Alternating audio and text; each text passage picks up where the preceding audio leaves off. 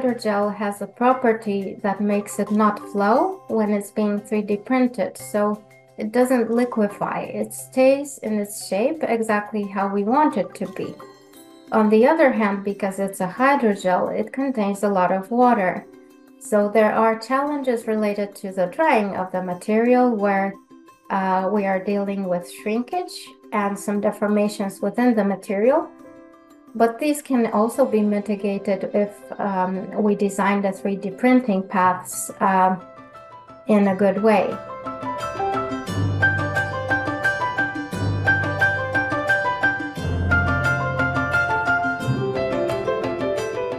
Instead of turning these products into waste, we're trying to use the material to create new materials. And this is actually the material that we have been working on. And it contains only these very, very tiny cellulose fibers mixed with water. And it is 3D printable.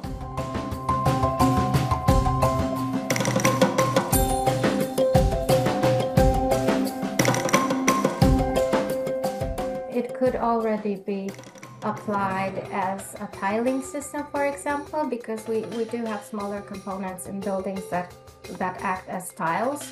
So you could assemble multiple pieces together, for example, to use as wall cladding, or instead of maybe wallpaper or other materials that we have in buildings.